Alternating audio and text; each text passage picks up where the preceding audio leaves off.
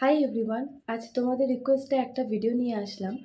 তো আমার পায়ের ব্যথাটা নিয়ে অনেকে আমাকে জিজ্ঞেস করেছো যে আমি কোন ডক্টর দেখিয়েছি আর আমার ব্যথাটা কি করে ঠিক হলো, কি সবটা তোমাদেরকে আজকের এই ভিডিওতে বলবো। একজন বোনও আমাকে কমেন্ট করেছিলে যে তারও নাকি খুব পায়ে ব্যথা হয়। তো কোন ডক্টর আমি কোথায় দেখিয়েছি আর আমার ঠিক কীরকম কী পায়ে ব্যথা আমি তোমাদের আজকের এই ভিডিওতে সবটাই বলছি। তো চলো ভিডিওটা তোমরা দেখতে থাকো, আশা করছি তোমাদের খুব হেল্প হবে। কারণ আমি যেরকম যন্ত্রণা আমি সহ্য করেছি, আমি চাই না এটাকেও আর সহ্য করুক। হয়তো শুনতে মনে হবে নর্মালি পায়ে ব্যথা, কিন্তু না, ব্যথাটা ঠিক কী পর্যায়ে ছিল আমি এই ভিডিওটাতে বলছি। হয়তো ভিডিওটা একটু বড় হবে, কিন্তু বলবো ধৈর্য ধরে দেখো। শুধু পায়ে ব্যথা না, আরও অন্যান্য অনেক প্রবলেমই ঠিক হবে আমি যে ডক্টর দেখিয়েছি, তাই তার সব ডিটেলস আমি এখানে দেবো। তো বলে রাখি, আমার পায়ে ব্যথাটা 1-2 দিনের জন্য ছিল না। আমার পায়ে ব্যথাটা শুরু হবার পরে যখন শুরু হয়, তো আমি ভাবছিলাম যে আমি পায়ে বোধহয় আমার টান লেগেছে। পায়ে ব্যথাটা ঠিক আমার কোমর, বাঁ সাইডের কোমর থেকে নিয়ে পায়ের পাতা পর্যন্ত ছিল। আমি হাঁটতে গেলে পায়ে আমার টান লাগতো, প্রচণ্ড পরিমাণে টান লাগতো। সেটা আস্তে আস্তে একদিন একটু ছিল, তারপরের দিন আরেকটু। তখন আমি ঠিকঠাক পারছিলাম না হাঁটতে, বাট দিন চলছিল। কিন্তু তার পরের দিন থেকে, মানে যেদিন আমি বাপের বাড়ি যাই, সেদিন আমার এখান থেকেই আর কি শুরু হয় ব্যথা এমন। তারপর ট্রেনে অসহ্য যন্ত্রণা শুরু হয়েছিল। এই করতে করতে আমার ব্যথাটা হয়। তো এই ব্যথাটা হাঁটতে গেলে পায়ে টান লাগে, মনে হয় না রগের উপর রগ উঠলে যা হয় সেরকম। তা আমি ভেবেছি আমার টান লেগেছে, রগের উপর রগ উঠেছে। তো শিলিগুড়িতে নেমেই আমি আগে ওষুধের দোকানে গিয়ে বলে ওষুধও নিই যে এরকম ব্যথা, এরকম মানে। আর তখন আমি মানে কাঁদছিলাম, আমার এত যন্ত্রণা ছিল। সেই মুহূর্তে আমার ব্যথাটা কমাতে হবে, তাই আমি মেডিসিন নেই। তো মেডিসিন নেবার পরে সেদিন রাতে আমার ব্যথাটা অত কমেনি, হালকা কমেছিল। পরদিন সকালবেলা থেকে ব্যথাটা আস্তে আস্তে কমেছে। ওষুধটা ছিল 4 ডোজ নিতে হয়েছিল। নেবার পরে আমার না ব্যথাটা এমনি ঠিক হয়ে যায়। ওষুধটা শেষ হওয়ার 24 ঘন্টা পর থেকে আমার আবার যন্ত্রণা শুরু। মানে যন্ত্রণা কাকে বলে, এত বাজে যন্ত্রণা! মানে আমি কি বলবো, শুয়ে শান্তি না, বসে শান্তি পেতাম না, হাঁটা চলা কোনো কিছু করার মতন ক্ষমতা থাকতো না আমার। ব্যথাটা এত ব্যথা করতো, সারাদিন ব্যথা করতো। এই করতে করতে তারপরে হচ্ছে আমি এখানেও বাড়ি আসি। বাড়ি আসার পর যেদিন আসি সেদিন সারা রাত ঘুমোতে পারিনি, এত যন্ত্রণা। তো আমি না জাস্ট অবাক হয়ে যাচ্ছিলাম যে এত কিসের ব্যথা এটা, যে একটা রগের উপর রগ উঠলেও কি এরকম ব্যথা করে? মানে আমার পেইন কিলার খাচ্ছি তাও কমছে না, এরকম হয়ে গেছিলাম। তারপরে এখানে এসে অর্থোপেডিক দেখাই, যে একটা ডক্টর দেখাই, যে অর্থোপেডিকই দেখাই, যেহেতু এরকম পায়ে প্রবলেম। তো এইভাবে আমি দেখাতে গেলাম। দেখাতে যাওয়ার পর ডক্টরকে বললাম, তো উনি বলল, আপনি কি পড়ে ঠরে গেছিলেন? আমি বললাম, না, আমি পড়ে ঠরে যাইনি, আমার কিছু হয়নি। আমার অজান্তে কোথাও টান লেগেছে কিনা আমি বলতে পারছি না, কিন্তু আমার এমনি কিছু হয়নি। তখন উনি বলল যে তোমার এটা হচ্ছে হয়তো নার্ভের প্রবলেম তোমার। তোমার কোমর থেকে পায়ের কাছে নার্ভগুলো ঠিকঠাক কাজ করছে না। তো সেই থেকে তোমার এই ব্যথাটা হচ্ছে। তো সেটার জন্য মেডিসিন দিল অনেক, সেক দিতে বলল। আমি সেক অলরেডি দিচ্ছিলাম। তো সবই দিল, সব নিয়ে আসলাম বাড়িতে। তারপরে সেগুলো দেওয়া শুরু করলাম। তারপরেও প্রচণ্ড ব্যথা, একটা নার্ভের মেডিসিন দিয়েছিল, রাত্রেবেলা খাবার সময়, ঘুমানোর সময় আমাকে খেতে হতো। তো সেটাও খাই। খাবার পরেও রাতের বেলা ব্যথা ওই কম বেশি করতো। মানে একটু কমেছিল, বাট কম বেশি ছিল ব্যথা। তো এভাবে 2 দিন কাটে, তাও আমি হাঁটতে পারছিলাম না। তারপরে না, যে যা বলছিল এটা করো ওটা করো সবেতেই কমবে, অনেকে হচ্ছে ঝাড়া এসবে তো বিশ্বাস করে, তো সেগুলো করলেও নাকি পায়ে ব্যথা, কোনো ব্যথা মোচকানো কমে। আমি সেটাও করেছি, পায়ে তেল মালিশ করানো সেটাও করেছি। মানে আমি কিচ্ছু বাদ রাখছিলাম না, কারণ আমার এত যন্ত্রণা ছিল। তারপরে হচ্ছে সেটা করেও কমছিল না। একদিন রাতের বেলা তো আবারও অসহ্য যন্ত্রণা। আমি একদম সারা রাত ঘুমাইনি, পেন কিলার নিয়েছি, সেক দিয়েছি, কিছুতে কিছু হচ্ছিল না।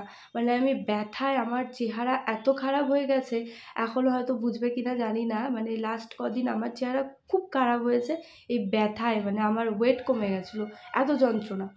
তখন আমি কি করব, আর কোনো মানে এত নিজেকে হেল্পলেস লাগছিল, কি বলবো। তারপরে আমি ভাবলাম তাহলে একটা নার্ভের ডক্টর দেখাই, শিলিগুড়িতে গিয়ে দেখাই। তারপর সব ঠিকঠাক হলো, দেখাবো। তারপরে যাই হোক আমি আর গেলাম না, কারণ নার্ভের মেডিসিন খেলে অনেক কিছুই তোমাকে বাদ দিয়ে চলতে হবে। অনেক কিছু মেনে চলতে হয়। আর মেডিসিনগুলো খাবার পরের দিন শরীরটা কতটা খারাপ লাগে যারা খাও তারা জানবে। তো সেটা তো খাওয়াও ভালো না। আর আদৌ নার্ভের প্রবলেম কি না, তো অনেক মাথার মধ্যে প্রশ্ন জাগছিলো। তো সবথেকে বড় যেটা, আমাকে সুস্থ হতে হবে, আমাকে চলতে হবে। আমি ওষুধপত্র, ডক্টরে ভিজিট দিয়ে আমার ভালো টাকা চলে গেছে ও কদিনে, কিন্তু আমি ভালো হচ্ছিলাম না। তো আমি তখন ভাবলাম যে ঠিক আছে, আমি হোমিওপ্যাথি করে দেখি। আমি হঠাৎ করেই সকালবেলায় ফোন করি, মানে ভগবান সাথে ছিল। আমি সত্যি ওই কয়দিন ঠাকুরকে এত ডেকেছি যে আমার পাটা ঠিক করে দাও। মানে আমি এরকম, মানে কি বলবো, এতটা আমি অচল হয়ে পড়েছিলাম না, আমি তোমাদের কি বলবো, আমি ভাষায় প্রকাশ করতে পারবো না। আমি এত চুপচাপ হয়ে গেছিলাম ব্যথাটার জন্য। তারপরে আমি হোমিওপ্যাথি ডক্টর দেখাবো, ওখানে ফোন করলাম, তো ভগবান সাথে ছিল। নয়তো ওখানে না ফট করে নাম লেখাতে পারি না, মানে তুমি যদি সকালে লেখাও হয়তো সন্ধ্যেতে নাম পাবে, বা এমনও হয় একদিন পরে হয়, দুদিন পরে হয়, এমনও হয় মাঝে মধ্যে। তো সেদিন আবার ফোন করতে আমাকে বললো কবে দেখাবে। আমি বললাম আমার ইমার্জেন্সি আছে, আমার আজকেই লাগবে। বলে তাহলে এখনই চলে আসো। আমি জাস্ট একটু সময় নিয়ে ড্রেস পরে আমি একাই চলে গেছি, যে না আমি যাই, কারণ বাড়িতে আমার তো কেউ নেই। তো আমি একাই গেছি ডক্টর দেখাতে। গিয়ে ডক্টর দেখালাম। আমি ডক্টরকে মানে গিয়ে না, আমি আমার কষ্টের কথা, ব্যথার কথাটা বলতে বলতে আমি কান্না করে দিয়েছি যে আমাকে যে করে হোক আপনি ঠিক করে তুলুন। আমার এই পায়ের ব্যথা আমার আর ভালো লাগছে না, আমি আর পারছি না সহ্য করতে। তা উনি আমাকে বলল যে তোমাকে আমি কথা দিচ্ছি তোমার কালকের মধ্যে ব্যথা কমে যাবে। আর ওনাকে আমি একটু বিশ্বাস করি, একটু বলবো কেন, আমি অনেক বিশ্বাস করি, কারণ এর আগেও আমার একটা প্রবলেম ওনার কাছে ঠিক হয়েছিল, মানে জাস্ট ম্যাজিকের মতো কাজ করতো। আজকে আমার প্রবলেম হচ্ছে, আজকে খেতাম, সকাল থেকে আমি ভালো হয়ে যেতাম। তা আমি ওই জন্য ওনাকে গিয়ে বলি। উনি বললো তোমার এই প্রবলেমটা ম্যাজিকের মতো কাজ করবে, তুমি হচ্ছে খাও। মানে আমি এমন ওনাকে রিকোয়েস্ট করেছি, আমি এইভাবে আর কি ওনাকে বলছিলাম, মানে আমি এতটা আতঙ্কে থাকতাম না, এই ব্যথা উঠলো, এই ব্যথা উঠলো, এরকম। পরে ওনাকে বললাম, উনি মেডিসিন দিল। দেওয়ার পরে বললো আমি তোমাকে 1 সপ্তাহ মেডিসিন দিচ্ছি, তুমি এই মেডিসিনটা খাও। খাবার পরে দেখো তুমি কালকের মধ্যে আমাকে নিজে থেকেই ফোন করে জানাবে যে আমার পা ঠিক হয়ে গেছে। বিশ্বাস করবে না, সেই মেডিসিনটা খাই, সেদিন রাতটা আমার পুরো ভয়ে কাটে যে এই বোধহয় ব্যথা উঠলো, এই বোধহয় ব্যথা উঠলো। কিন্তু রাতটা ওদিন একটু একটু ব্যথা ছিল, বাট অনেক নর্মাল, অনেক। তারপরে একদিন দুদিন গেল, আজ প্রায় হয়ে গেল ওষুধ খাবার 5 দিন মতোই। তো আমার পাটা আগে থেকে ভালো হয়ে গেছে, আমি এখন নর্মাল চলাফেরা কাজকর্মগুলো করতে পারছি।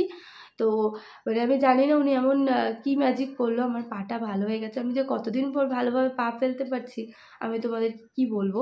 তো আমি পুরো ডিটেলসে বললাম এই কারণে, তোমাদের পায়ের যদি ব্যথা এরকম এই টাইপের থাকে, তোমরা আমার ব্যথার সাথে তো মিল পাবে, তাহলে অবশ্যই তোমরা দেরি করো না, এই ডক্টরের কাছে দেখাও।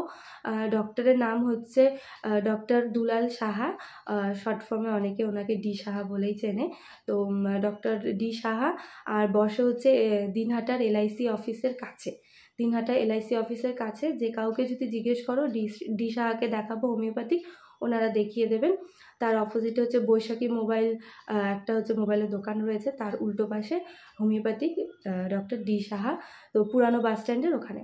তো যারা দিনহাটায় আছো তারা তো দেখাতেই পারবে, আর কেউ যদি বাইরে থেকে থাকো আমি বলবো একবার এসে তোমরা দেখাতেই পারো।